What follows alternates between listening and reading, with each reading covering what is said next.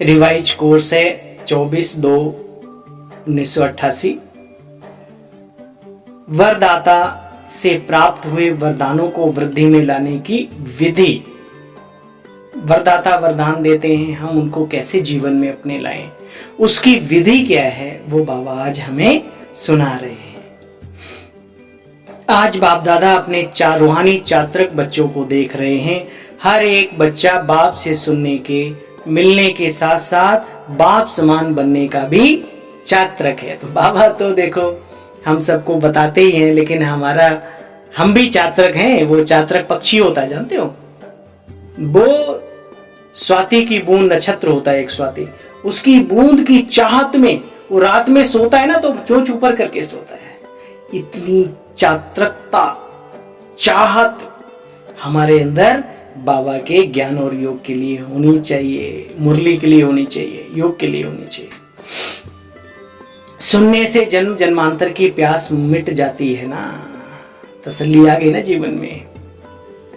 समान बनने की विशेष बातें तो जानते हो, किन किन बातों में बाप समान बनना है।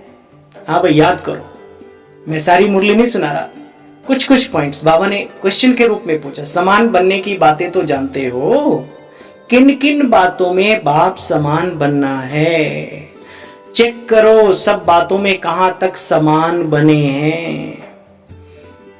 चेक करो कहां तक बाप समान बने हैं। बाबा ने कहा देखो, जब से ब्राह्मण जन्म लिया तब से संगम युग की स्थापना के कार्य में अंत तक जीना, अर्थात बड़ी आयु भव का वरदान।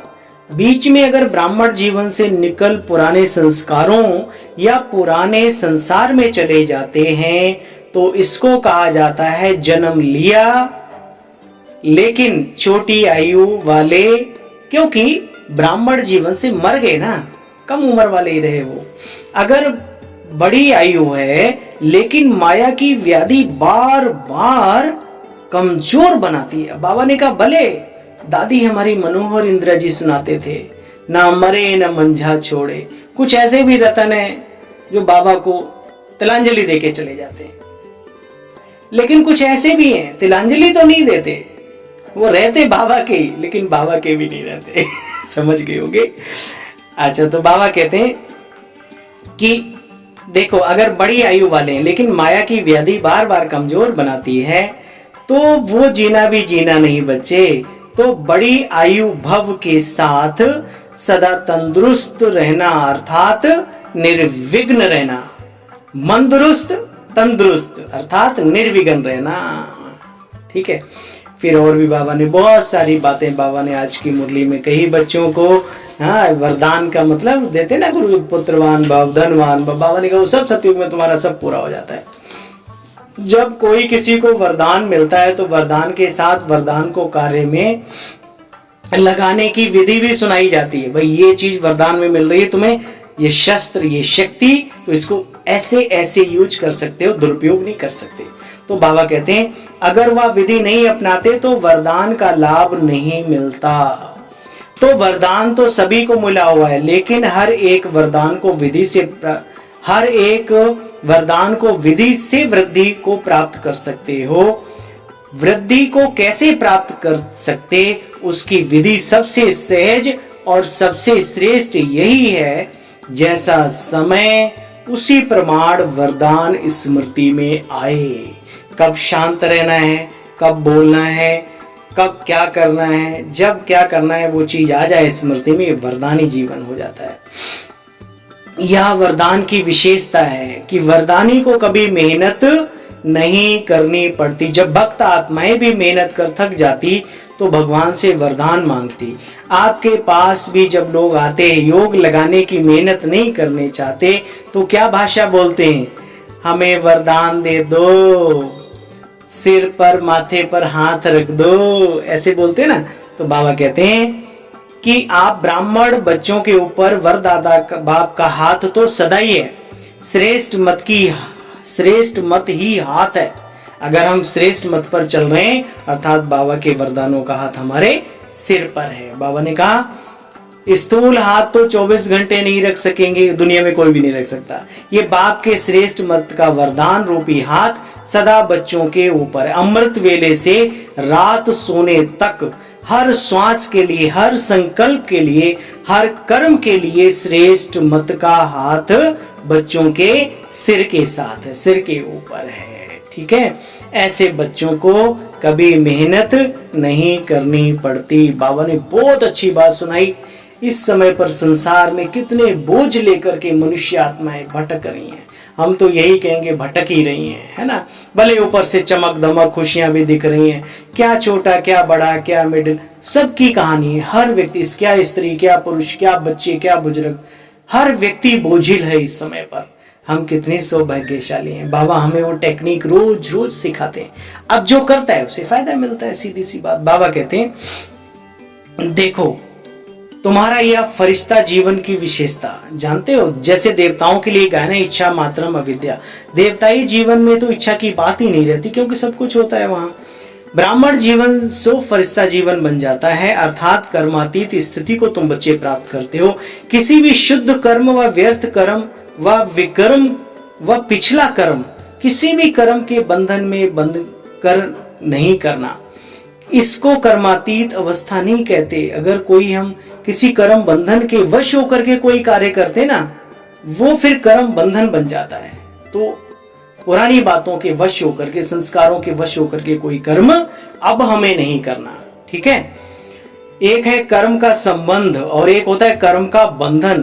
तो जैसे यह गायन है हद की इच्छा से अविद्या, ऐसे फरिश्ता जीवन ब्राह्मण जीवन अर्थात मुश्किल से अविद्या, मुश्किल शब्द की अविद्या। मुश्किल क्या होता है हमें नहीं मालूम, बाबा हमारे साथ है, बैन है ना, बैकबोन है हमारा। बैकबोन क्या साथी है, बाबा कहते पीछे नहीं, हमें ऐसा लगता है बाबा आगे आगे चलता है, चलो बच्चे आओ मैं आगे आगे चल रहा हूं, ऐसा महसूस होता है। तो बोझ से अविद्या, हर बोझ को लेने आया है बाबा। बोझ से अविद्या, मालूम ही नहीं कि बोझ क्या होता है। वरदानी जीवन है ना, वरदानों से पलो, वरदानों से पालना हो रही है। सदा निश्चित विजय का अपने ब्राह्मण जीवन में अनुभूति करना। ठीक है, कई बच्चे पुरुषार्थ तो बहुत अच्छा करते, लेकिन पुरुषार्थ का बोझ अनुभव होना, बच्चे या भी पुरुषार्थ नहीं, अरे पुरुषार्थ का भी बोझ क्या। ठीक है, आज अमृत वेला बहुत बड़ी गलती हो, पूरा दिन उसी गलती को उसको और करने में लगा दिया। अरे इतना टेंशन देना तो अगले रात को पहले दे देते ना, ताकि अमृत वेला आज का मिस नहीं होता। मैंने एक छोटा मिसाल दिया है, छोटी छोटी, जो बीत गया सो बीत गया, तुरंत उसको फुल स्टॉप लगाओ और आगे के लिए ये समझदारी है। बोझ पिछला भी नहीं रहे, एक सेकंड पहले का भी बोझ अपने ऊपर नहीं रखना। शुक्रिया बाबा। बाबा कहते हैं नेचुरल अटेंशन अपने ऊपर रखो। बाबा की याद का भी खींचम खाच नहीं, नेचुरल स्वतः याद उसकी है। हर बात का अपने ऊपर नेचुरल अटेंशन हो, लेकिन अटेंशन का भी टेंशन ना हो। वाह बाबा, कितना अपने बच्चों को हल्का आनंददायी जीवन देना चाहते हैं आप। काश हम सभी की बुद्धि आपके इन शब्दों के अर्थ को समझ पाती है ना। अटेंशन का भी टेंशन नहीं, कमाल है बाबा, इतना टेंशन फ्री ब्राह्मण जीवन बाबा देने आया है।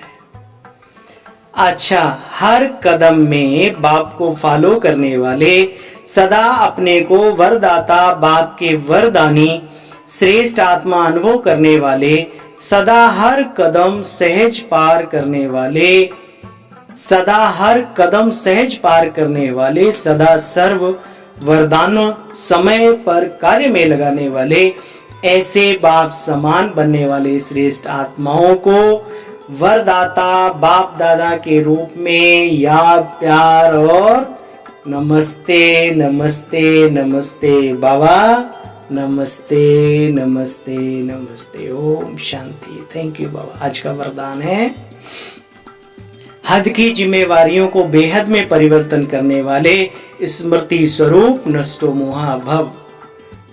जब मेरी जिम्मेवारी ले ली तो जो मेरे अपने पीछे रह गए उनका भी वही जिम्मेवार है, बस अपने ऊपर नहीं कुछ भी।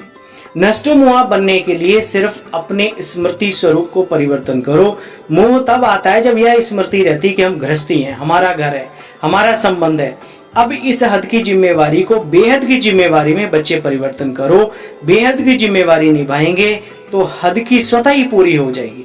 लेकिन यह बेहद की जिम्मेवारी को भूल सिर्फ हद की जिम्मेवारी निभाते हो तो उसे और ही बिगाड़ते हो, क्योंकि फर्ज मोह का मर्ज बन जाता है। इसलिए अपने स्मृति स्वरूप को परिवर्तन कर नष्टो मोहा बनो, बेहद की स्मृति रखो। स्लोगन, ऐसी तीव्र उड़ान भरो जो बातों रूपी बादल सेकंड में क्रॉस हो जाए। ऐसी उड़ान भरना है। ओम शांति।